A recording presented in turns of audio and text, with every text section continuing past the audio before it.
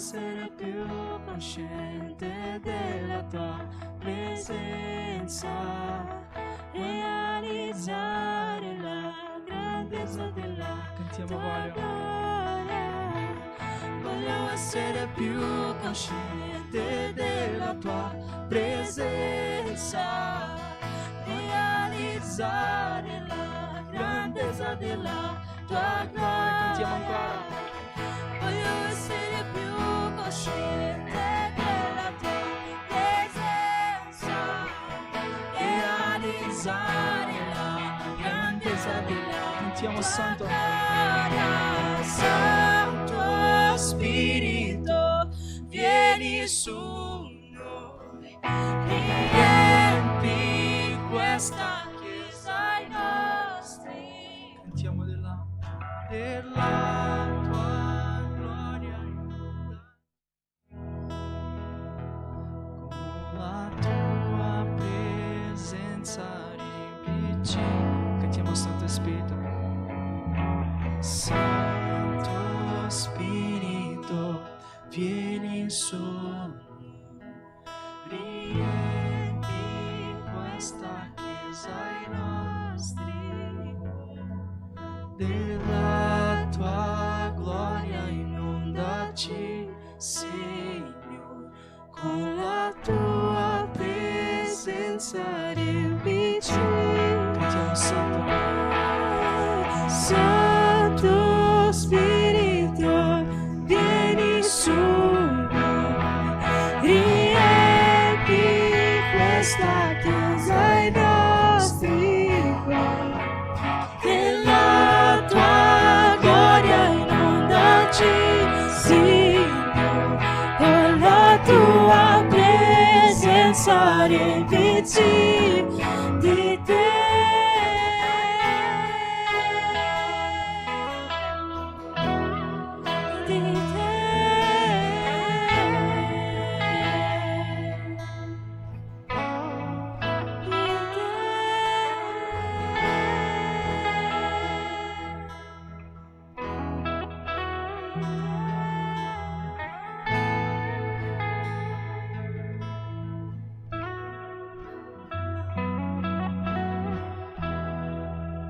Ti ringraziamo, Padre, perché possiamo essere chiesa, Padre, perché possiamo essere qui, Signore, a cantare per te, a lodare per te,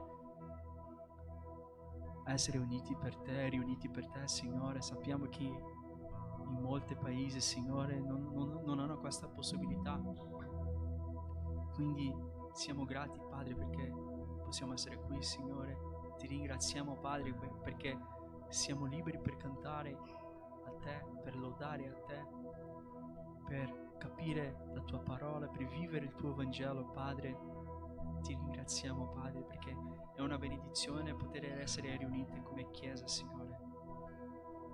Padre, che il Signore possa continuare a manifestare il tuo Spirito Santo in questo culto, Padre. Vogliamo capire più di te, vogliamo sentire la tua parola, vogliamo avvicinarci più di te, Signore.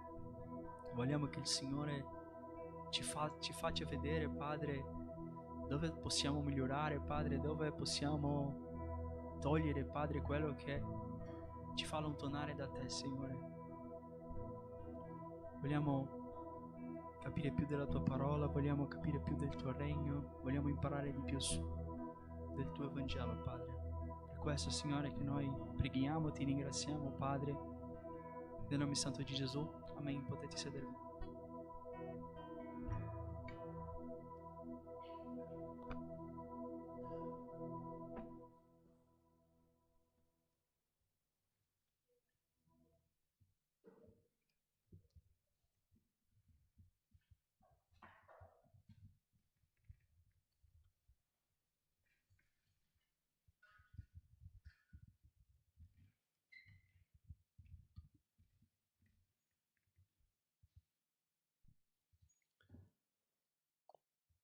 Bene, buonasera ancora. Daremo continuità alla lettera di Paolo ai Galati, capitolo 3, versetti da 1 a 5. Galati 3, da 1 a 5.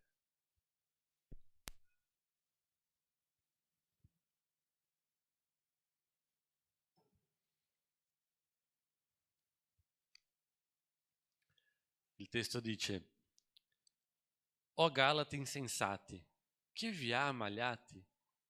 Voi davanti a cui occhi Gesù Cristo è stato rappresentato crocifisso? Questo soltanto desidero sapere da voi. Avete ricevuto lo Spirito per mezzo delle opere della legge o mediante la predicazione della fede? Siete così insensati? Dopo aver cominciato con lo Spirito, volete ora raggiungere la perfezione con la carne? Avete sofferto tante cose invano, seppure proprio invano. Colui dunque che vi somministra lo Spirito e opera miracoli tra di voi, lo fa per mezzo delle opere della legge o con la predicazione della fede. Preghiamo. Signore, parla al nostro cuore, aiutaci a capire la tua parola, Padre, che il tuo Santo Spirito possa rivelare o rivelarsi a noi attraverso la sua parola stasera. È questo che ti chiedo in nome di Gesù. Amen. Facciamo un po' di contesto in modo molto veloce. L'argomento centrale della lettera di Paolo ai Galati è la salvezza soltanto attraverso la fede. E possiamo sottolineare 3 obiettivi di Paolo con i suoi scritti, con la sua lettera. Il primo era difendere il suo ministero apostolico, e questo lo ha fatto nei primi 2 capitoli, perciò fino al punto in cui ci siamo oggi, lui ha soltanto praticamente difeso il suo ministero apostolico. Nel capitolo 3 e 4 Paolo inizia a difendere la salvezza attraverso la fede e poi più avanti, 5 e 6, stabilire i limiti della libertà cristiana. C'è una frase del professore e teologo Carlos Osvaldo che in certo modo è un riassunto dello scopo di Paolo con quella lettera. Lui dice che con questa lettera ai Galati Paolo voleva riportare i cristiani galati al pieno godimento della loro libertà, rivendicando l'origine e l'autorità divina del Vangelo della grazia, denunciando il cristianesimo giudaizzante come un Vangelo falso e incoraggiando una santità e un amore prodotto dallo Spirito. L'ultimo paragrafo del capitolo 2, che Emma ha predicato nelle scorse settimane, è molto importante perché nei versetti 15 e 16 è un po', anzi dal 15 al 21, è un po' un riassunto sia da quello che abbiamo visto fin lì, sia di quello che Paolo parlerà da lì in poi. Quindi il 15 e il 16 Paolo parla della giustificazione attraverso la fede e nel 17 al 21 parla della santificazione attraverso la fede. Giustificazione e santificazione sono cose diverse che fanno parte del, chiamiamo, il processo di salvezza del cristiano. Siamo prima giustificati e poi santificati. Questo perché i Galati, per qualche ragione, furono stati, così si dice? Affascinati da questi insegnamenti, di questi falsi maestri, si sono lasciati trascinare da questi insegnamenti, da questo stile di vita, e hanno perso la visione di quello che Paolo aveva insegnato a loro. E arriviamo quindi al testo di questa sera. Il versetto 1, Paolo inizia dicendo: O Galati insensati. E non è solo un modo di dire. Paolo stava dicendo, parlando a quei fratelli, chiamando quei fratelli di pazzi. È questo il senso. La parola lì porta un aspetto di come se qualcosa non funzionasse nel loro cervello. Siete pazzi per prendere questa decisione. Chi vi ha ammagliati? Per Paolo questa era l'unica spiegazione.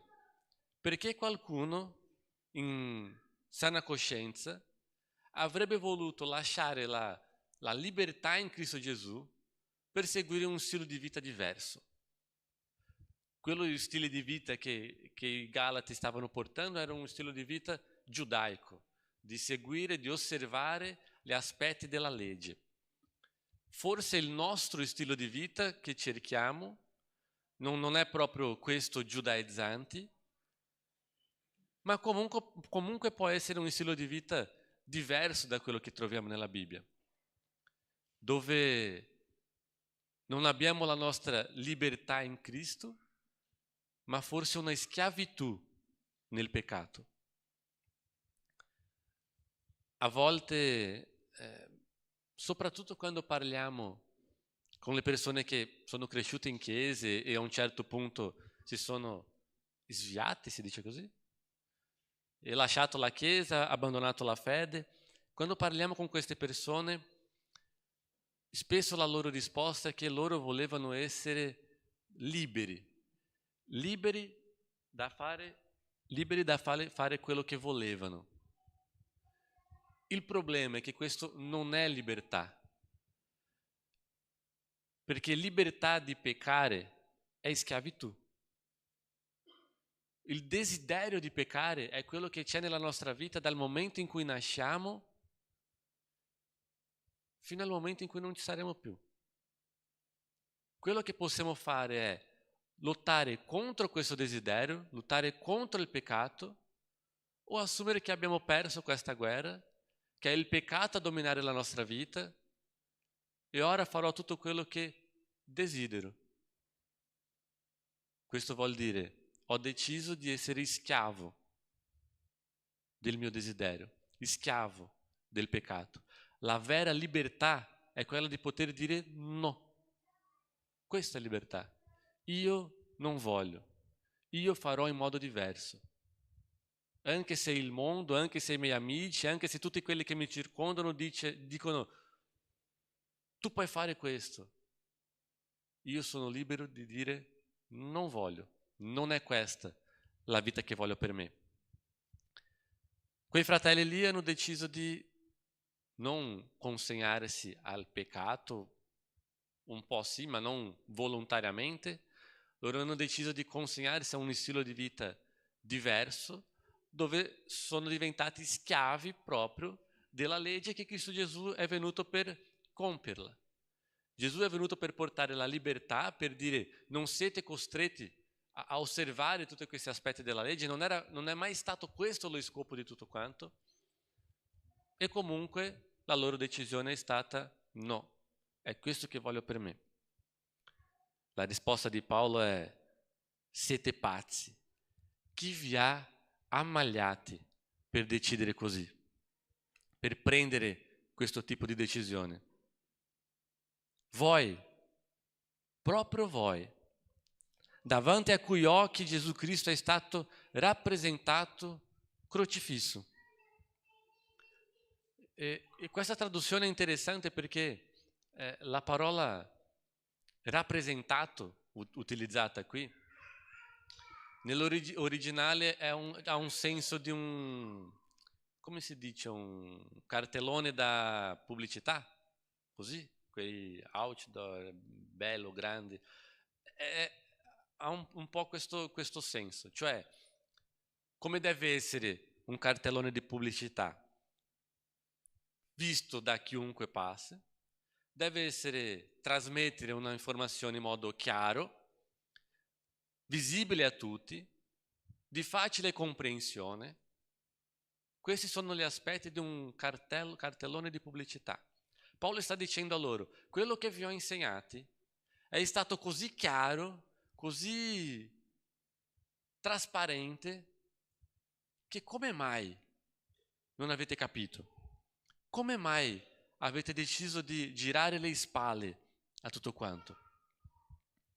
Paolo stava dicendo che i suoi insegnamenti erano stati così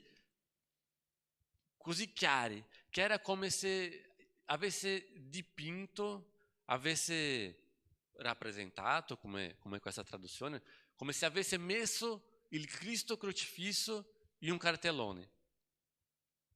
Questo è stato il livello di insegnamento che Paolo ha trasmesso a quei fratelli. E comunque loro si sono lasciati ingannare. La grazia di Cristo non è stata abbastanza per loro. Volevano altro.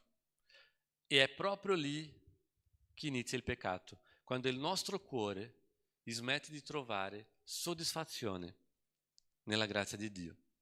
E questo può capitare per diverse ragioni. Paolo tratta il problema dei Galati, ma fin qui non sappiamo il perché che loro hanno preso questa decisione. Non sappiamo la motivazione del loro cuore. Ma possiamo sapere a volte qual è la motivazione del nostro cuore. Di decidere di abbandonare gli insegnamenti biblici, gli insegnamenti che impariamo in chiesa. Quando decidiamo di girare le spalle a tutto questo, qualche ragione c'è all'interno del nostro cuore. Qual è la motivazione? Perché lo facciamo? Per egoismo? Per orgoglio? Perché la grazia di Dio non è abbastanza? Perché non è sufficiente? Cosa vogliamo? Cos'è che ci spinge a prendere certe decisioni? Paolo continua. Questo soltanto desidero sapere da voi. Avete ricevuto lo Spirito per mezzo delle opere della legge o mediante la predicazione della fede? Quando è che avete ricevuto lo Spirito? Quando avete obbedito o quando avete creduto? Perché il senso di... Parliamo che seguire a Cristo è avere libertà. Ma capisco che a volte non è questo il sentimento che abbiamo. Ah, ma per servire a Cristo devo fare questo, quest'altro, devo avere diverse regole nella mia vita, quello che si può fare, quello che non si può fare. E se non facciamo attenzione, questo può veramente diventare un peso. È questa la religiosità? È questa, come si dice, il legalismo che sono presenti all'interno di tante chiese? Non si tratta di ubbidire per guadagnare qualcosa, per essere più meritevole. Non significa neanche che non devo ubbidire, non è questo, ma è il perché lo faccio. Io non ubbidisco, io non cerco di servire a Dio perché devo fare. Io lo faccio perché lo voglio fare. È una risposta a quello che Lui mi ha già dato. Ha inviato il suo Figlio a morire per noi. Se lo crediamo veramente, riceviamo il suo Spirito in noi e questo deve portare cambiamenti nella nostra vita. E in questi cambiamenti decido di fare certe cose, di avere certo modo di vivere come conseguenza di quello che ho già ricevuto e non per ricevere qualcos'altro. Romani capitolo 3, versetti 27 e 28, ancora l'Apostolo Paolo ha scritto: dov'è dunque il vanto? Esso è escluso. Per quale legge? Dalle opere? No, ma per la legge della fede. Poiché riteniamo che l'uomo è giustificato mediante la fede, senza le opere della legge. La nostra giustificazione non c'entra con quello che possiamo fare, non c'entra con i nostri sforzi, non c'entra con le regole che ci impongono, non c'entra con dover obbedire, dover fare, dover raggiungere, c'entra con quello che Lui ha già fatto per noi. Riuscite a vedere la bellezza di tutto questo? Perché se servisse a noi fare qualcosa per essere meritevoli, per essere più degni, non riusciremo mai. Quello che ha la vita più santa, tra virgolette, è comunque un peccatore che mai potrebbe raggiungere a Dio. Paolo stesso dice: io sono il peggiore dei peccatori. E se lui è il peggiore, come dice, e noi come siamo? Ma la grazia di Dio è proprio questa. Non c'entra con noi, c'entra con Lui. Non c'è assolutamente nulla che possiamo fare per arrivare a Dio. La buona notizia è che Lui è già arrivato da noi. Questa settimana, parlando con una persona che era ricoverata,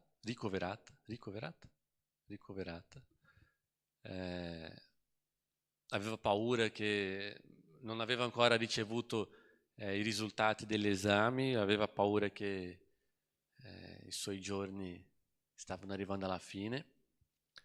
Ho inviato un messaggio per sapere come si trovava questa persona e nella sua risposta mi ha detto che aveva paura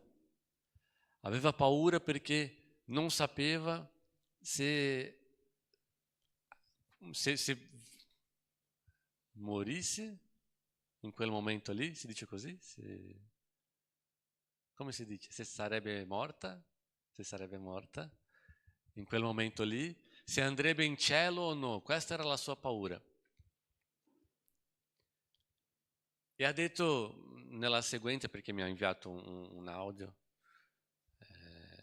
nella sequenza ha detto: io ho ancora tante cose nella mia vita che devo migliorare. Ho tanto da fare, ho tanto da cambiare. Ho paura di non aver tempo di cambiare tutte queste cose. Se muoio adesso, quello che mi fa paura è di non sapere dove andrò. E è proprio questo il punto. Se dovessimo arrivare a un livello di santità per andare in cielo, né questa persona e nessuno di noi arriverebbe. La bellezza è che non dobbiamo fare, dobbiamo cercare di fare. Dobbiamo cercare questa santità.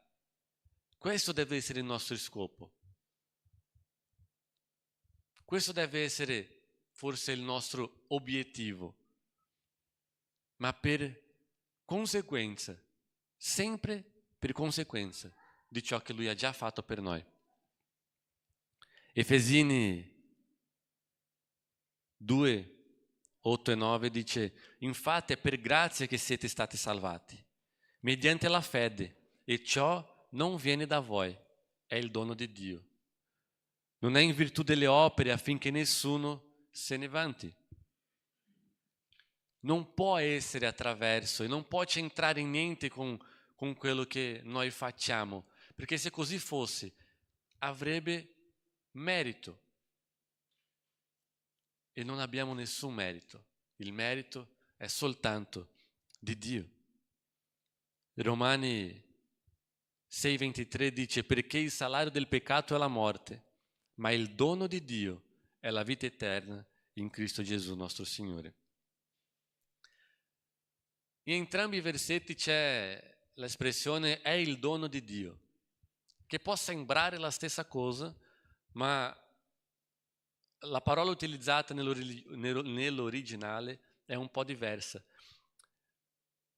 E quella utilizzata nei Romani capitolo 6 versetto 23 è la parola carisma. E cos'è il carisma? Proprio per illustrare un po' di quello che stiamo parlando. Nel contesto militare romano, di quel periodo lì, il salario del soldato era quello che lui guadagnava per i servizi che aveva offerto, aveva prestato, i suoi servizi che aveva, come si dice? Svolto, grazie, per i servizi che avevi svolto. Quindi lavorava una settimana, un mese, guadagnava il suo stipendio, il salario.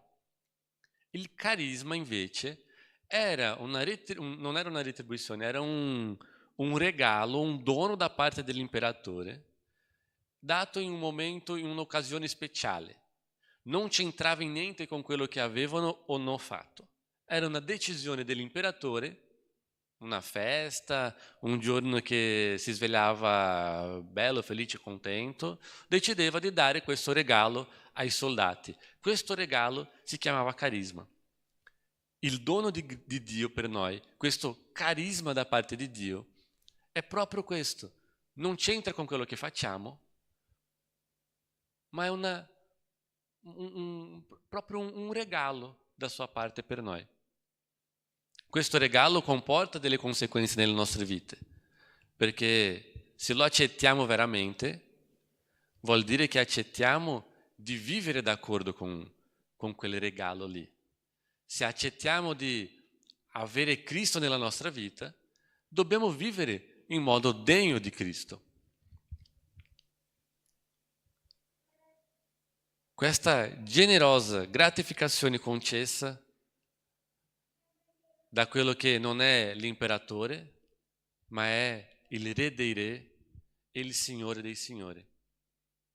La salvezza in Cristo Gesù, il suo regalo, il suo carisma per noi. E Paolo continua, il versetto 3 ai Galati: siete così insensati, di nuovo li chiama di pazzi. Dopo aver cominciato con lo spirito, volete ora raggiungere la perfezione con la carne? Con la carne intende con i vostri propri sforzi. Avete cominciato così bene e ora credete di ricevere qualcosa in più con i vostri sforzi umani? Siete pazzi. Cioè, io capisco che magari qualcuno che non sapeva nulla, non aveva le dovute conoscenze, ma voi, proprio voi Galati, come aveva parlato all'inizio, proprio voi che vi ho insegnato così bene, che era come se il proprio Cristo crocifisso fosse lì in quel cartellone, proprio voi avete deciso di fare al modo vostro. Perché? Che senso ha? E continua nel versetto 4. Avete sofferto tante cose in vano. Cosa sono queste tante cose? I Galati, così come la maggior parte, quasi tutte le chiese di quel periodo lì, ha sofferto delle persecuzioni. Abbiamo pregato per i nostri fratelli in Somalia, no? Che sono perseguitati. Anche i Galati lo erano. E Paolo sta dicendo a loro: avete sofferto fin qui, avete sofferto così tanto per il Vangelo di Cristo Gesù, per arrivare a questo punto e decidere di vivere al modo vostro, di abbandonare quello che vi ho insegnato. Siete pazzi. Tutto questo è stato invano. Ma lui finisce il versetto 4 dicendo: se è stato proprio invano.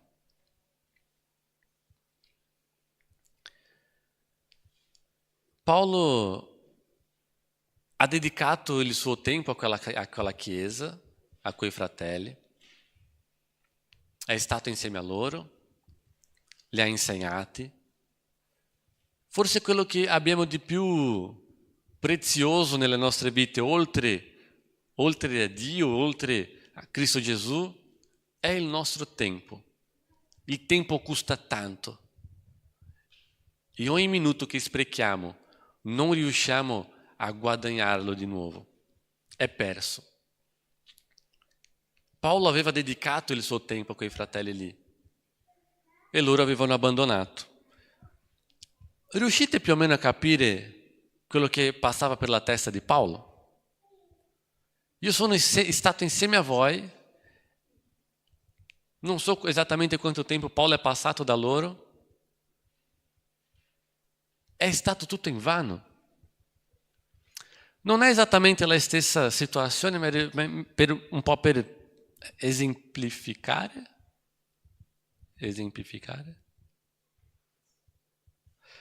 Un paio di settimane fa, parlando con una delle coppie di appoggio di Agamove,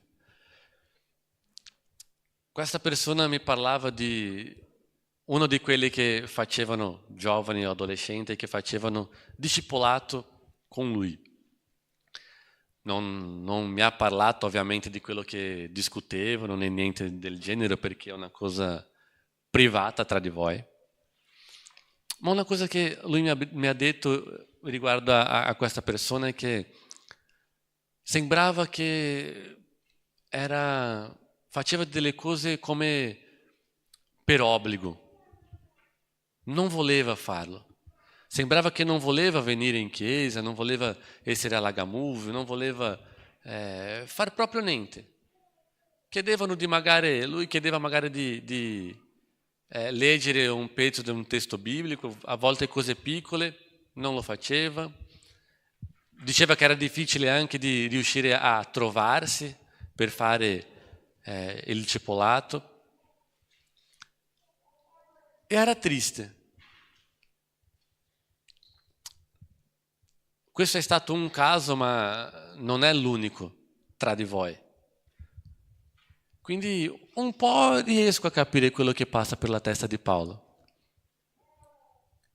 Perché anche noi dedichiamo spesso il nostro tempo. E questo ci fa male non perché è stato invano, ma perché lo facciamo per amore a voi. Così come Paolo lo faceva per amore a quei fratelli lì. Di nuovo, non è esattamente la stessa situazione, ma un po' lo è. Un po' riusciamo a capire più o meno. Vedere quelle persone che lui amava e che avevano iniziato così bene nella fede, girare le spalle, abbandonare tutto quanto, sicuramente faceva male a Paolo.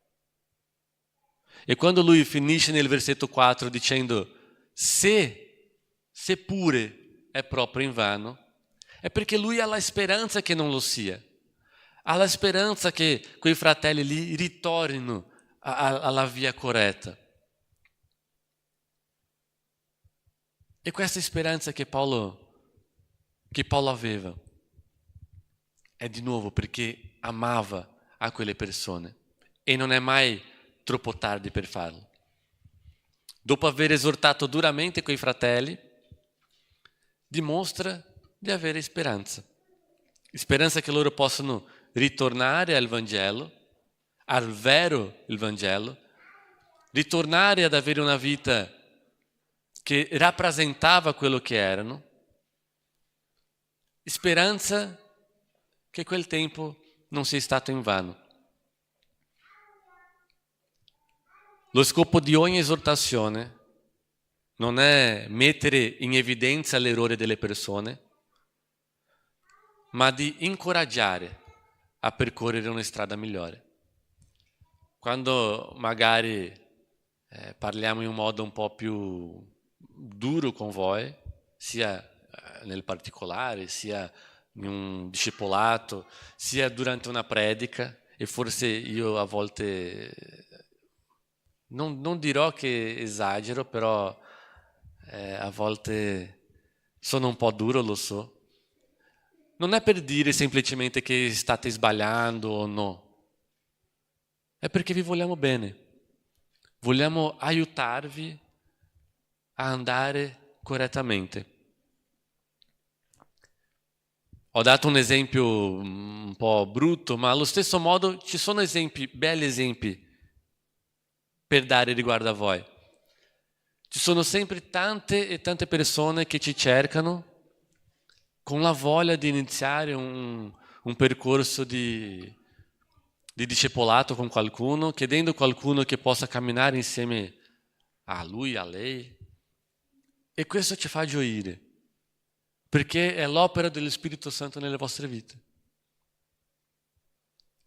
Noi possiamo soltanto essere disponibili, ma ognuno di voi deve cercare di camminare insieme a Cristo Gesù. Paolo arriva al versetto 5 dicendo: colui dunque che vi somministra lo Spirito e opera miracoli tra di voi, lo fa per mezzo delle opere della legge o con la predicazione della fede.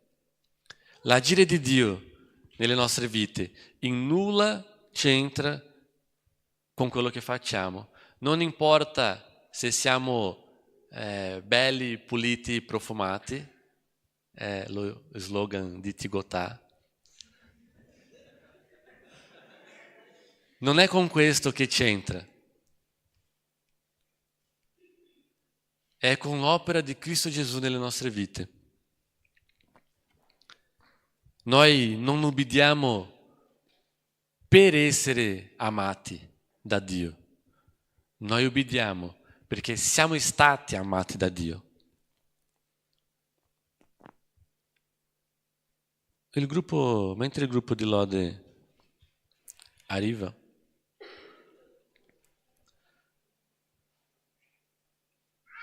il punto è che dovrebbe essere per tutti noi è che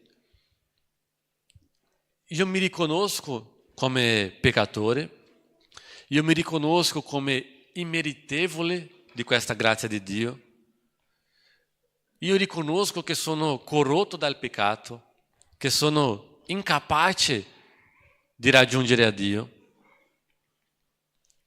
ma allo stesso tempo io guardo verso la croce e vedo il sangue di Gesù che mi ha lavato e che mi ha purificato.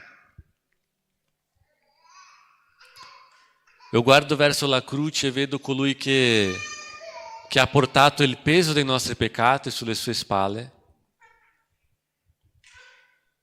Io guardo verso la croce e vedo colui che mi ha amato così tanto da offrirsi al posto mio.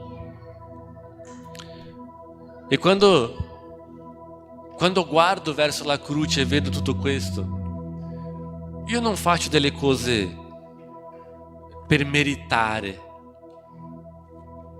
io faccio per cercare di, tra virgolette, retribuire quello che lui ha già fatto.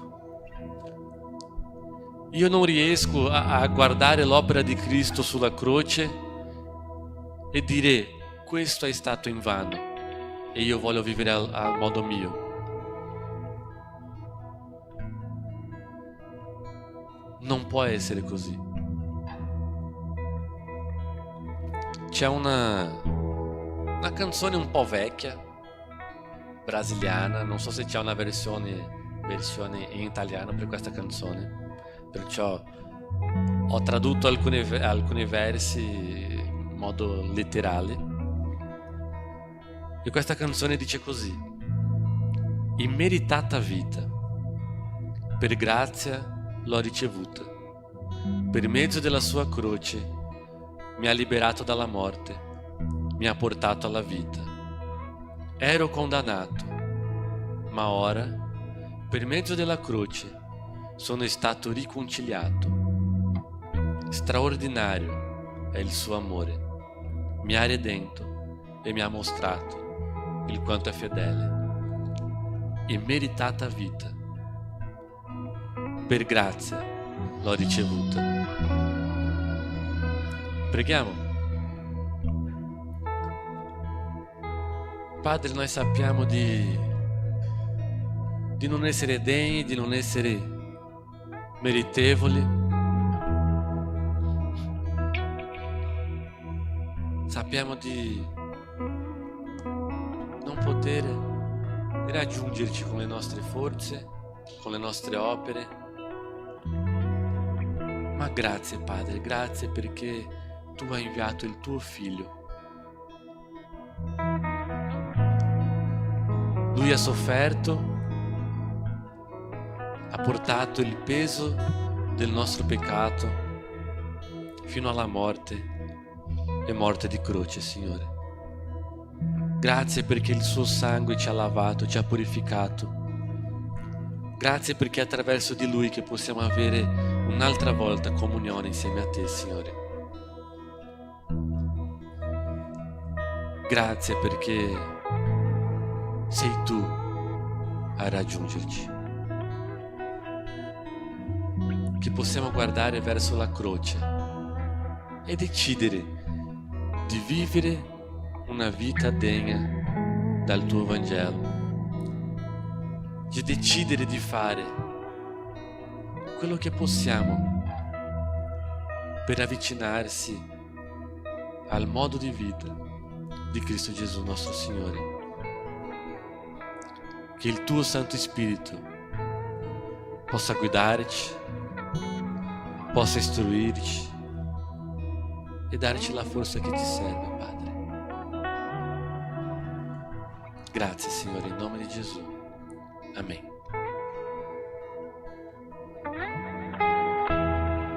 Mettiamo la Chiesa a restare in piedi, che possiamo continuare questo momento di adorazione, di preghiera a Lui, cantando una canzone e dichiarando che il Suo Santo Spirito possa venire su di noi.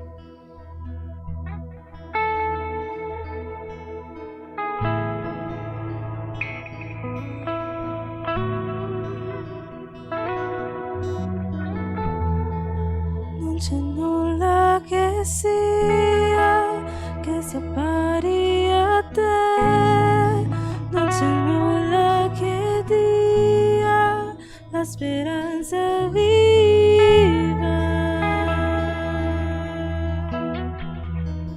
la presenza tua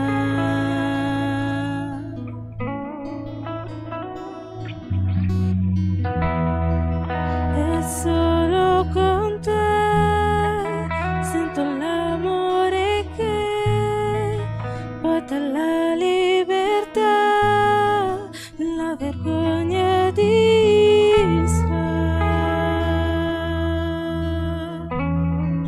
la presenza tua.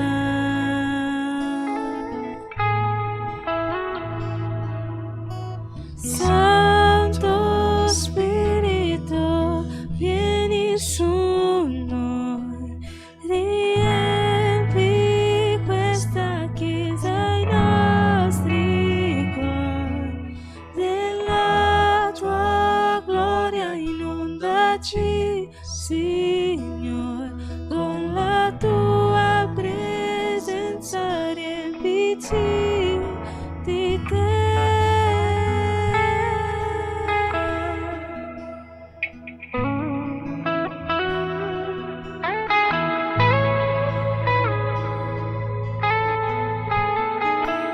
Diciamo non c'è nulla. Non c'è nulla che sia pari a te, non c'è nulla che dia la speranza viva, la presenza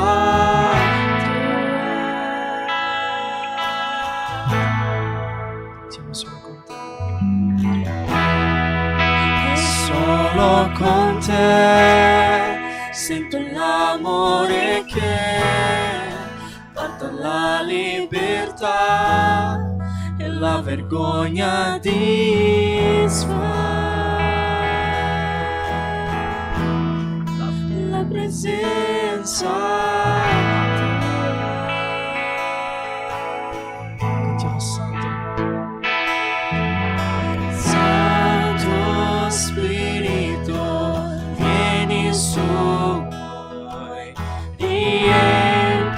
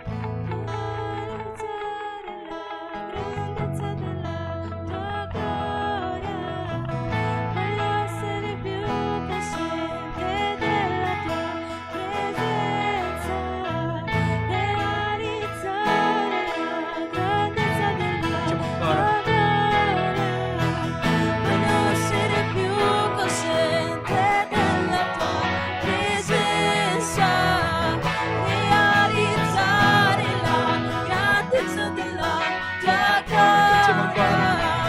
Voglio essere più cosciente della tua presenza, realizzare la grandezza della tua gloria. Santo Spirito, vieni su noi, riempi questa chiesa ai nostri cuori, della tua gloria inondaci, Signore, con la tua presenza riempici di te.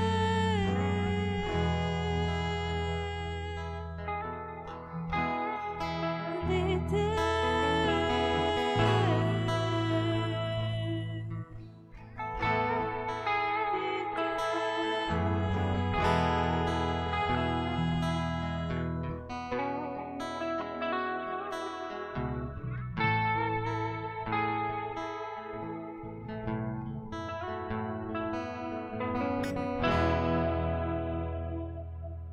Amen. Quando chiediamo a Gesù Cristo, al suo Santo Spirito, che ci possa riempire, vuol dire che per riempire qualcosa, prima quello deve essere vuoto o deve essere svuotato. Quindi possiamo svuotarsi di noi stessi, delle nostre cose, che così possiamo essere riempiti dallo Spirito Santo, riempiti dal nostro Signore e delle sue cose.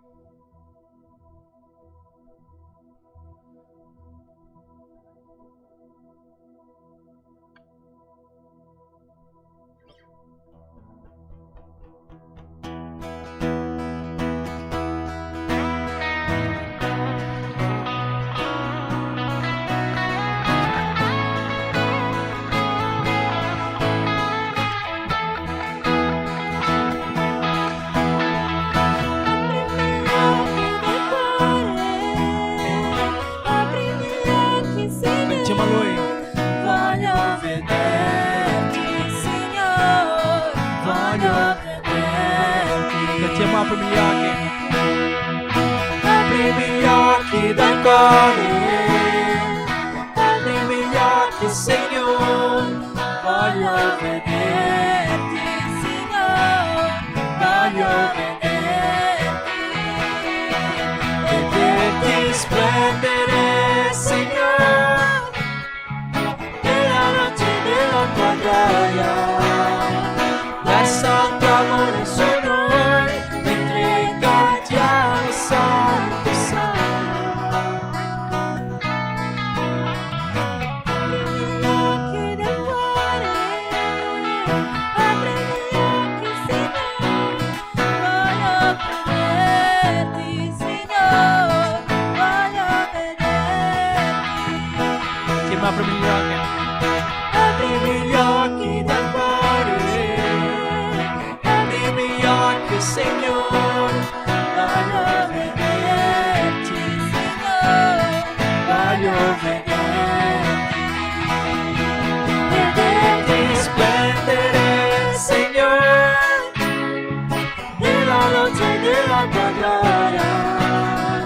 Versa il tuo amore su noi, mentre cantiamo santo, santo, vederti splendere, Signore, nella luce della tua gloria. Versa il tuo amore su noi, mentre cantiamo santo, santo. Santo, santo, santo, santo, santo, santo, santo, santo, voglio vederti. Mettiamo santo. Santo, santo, santo, tu sei santo, santo, santo, tu sei santo, santo, santo, voglio vederti. Mettiamo a vederti. Vederti splendere, Signore, nella luce della tua gloria. Versa il tuo amore su noi, mentre cantiamo